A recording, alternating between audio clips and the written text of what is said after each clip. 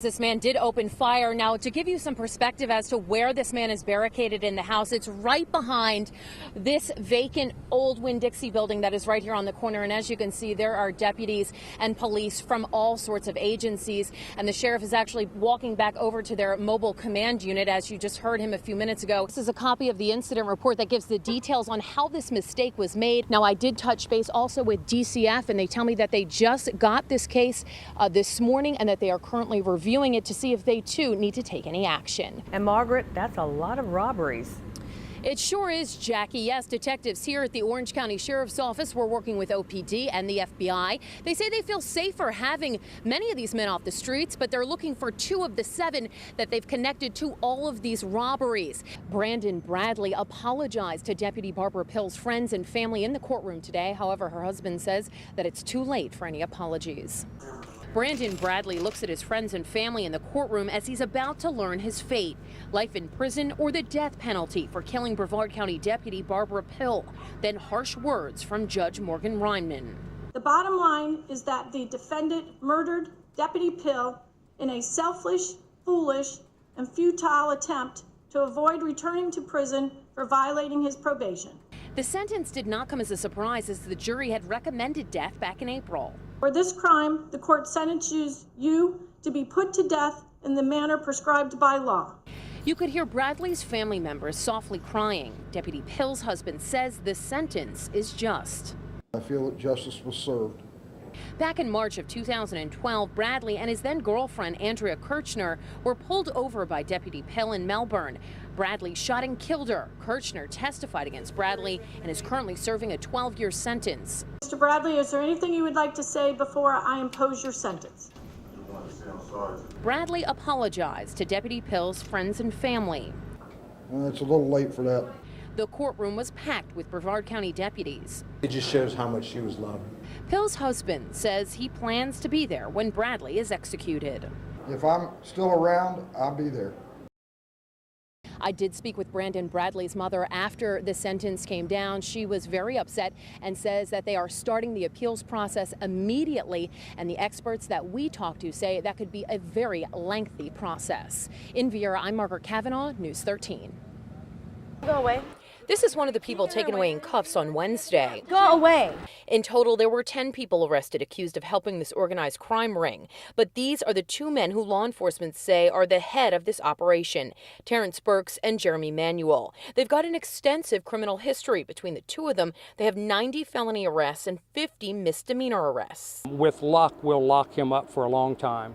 Agents say there were 10 prostitutes involved in the operation. They'd use the internet to lure clients. Customers would go to one of the homes or a local hotel, but many of them claimed they were robbed by the pimps. Law enforcement says the men in charge were using fear and drugs to control the women. This is one of 3 homes that's been raided. Agents say the people would break in, turn on the power, and several of them would just start squatting inside. It's kind of a mixture of squatting and leasing. This map shows you all of the homes involved. 2 are in the South Orange Blossom Trail area, another one over in Apopka.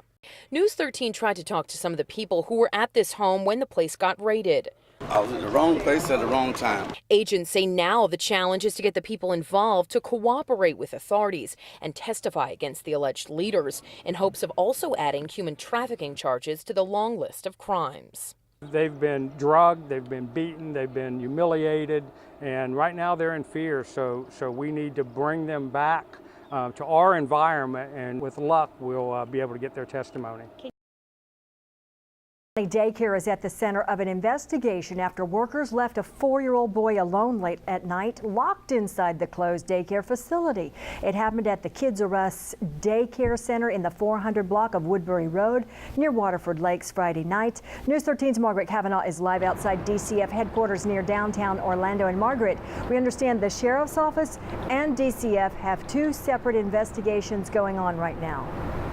And they're interviewing people that are connected to this case. Earlier, I met up with the boy's mother, who says it was absolutely terrifying not knowing where her 4-year-old son was for several hours. Jasmine O'Neill says it was difficult to bring her 4-year-old son Gabriel to the babysitter today after workers didn't realize that they left him inside the daycare. I don't ever want to, wish that on anybody. It was horrible. Friday night, Jasmine says she dropped her son off at the Kids Are Kids daycare center at around 6 o'clock at night. The center was holding extended hours so parents could get some time to themselves. Jasmine says she took a nap, but her alarm didn't go off. She woke up in a panic at 12:20, rushed to the daycare center only to find that it was closed for the night. If I didn't know where he was, I didn't want to breathe. Deputies were called. 3 hours later, fire rescue were able to get in the building, and Jasmine was reunited with her son. It blew my mind, and the trust that I have for people is just, it's gone, where people don't care about your kids the way you do.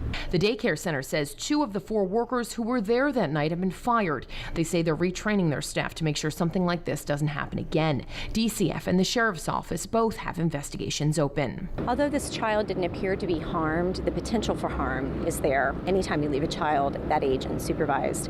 And so we're obviously very concerned about that. Jasmine says this was a learning experience for her too. I have to really be knowing what's going on at all times and be a little bit more careful. DCF says that they've never had any previous problems with this daycare facility. They do, however, say that they will get at least 1 citation connected to this situation. However, that is all under review right now. Jasmine says she will not be bringing her son back to that facility. Live in Orlando, I'm Margaret Kavanaugh, News 13. Right now, a Kissimmee couple in big trouble. They're accused of leaving their 5-year-old home alone with a locked chain wrapped around the refrigerator door. News 13's Margaret Kavanaugh has the evidence pictures that deputies say are just the half of it. Deputies say 31-year-old Mohammed Hoja and 37-year-old Sakina Hamcho are facing child neglect charges after they left their 5-year-old daughter home alone while they were at work. News 13 met up with the couple outside their home, but they did not want to speak to us. Deputies say this is a major part of the problem. They discovered a refrigerator with a chain and a padlock wrapped around it. The couple told deputies they locked it because they feared their daughter had a medical condition and they didn't want her to eat too many sweets. The girl had told authorities that she had only eaten watermelon and drank water all day long. Deputies say the house was a mess. There were some cockroaches in the home, live ones as well as dead ones. And of course, the main concern was the fact that there was a padlock and a chain on the refrigerator where the child would not have access to food.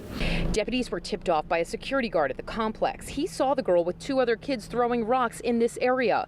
When he told them to stop and threatened to tell their parents, she told him her parents weren't home. According to the charging affidavit, the mom went to work earlier that day. The father says he called her and told her to come home early because he too had got called into work. He left his daughter alone, but the mom says she got caught up at her job and forgot to leave work early. The DCF worker indicated that the child did not know how to make an emergency call. DCF says the child has been put into foster care and their investigation continues. In Kissimmee, I'm Margaret Kavanaugh, News 13. We checked, and according to the jail website, the girl's father remains locked up in the Osceola County Jail.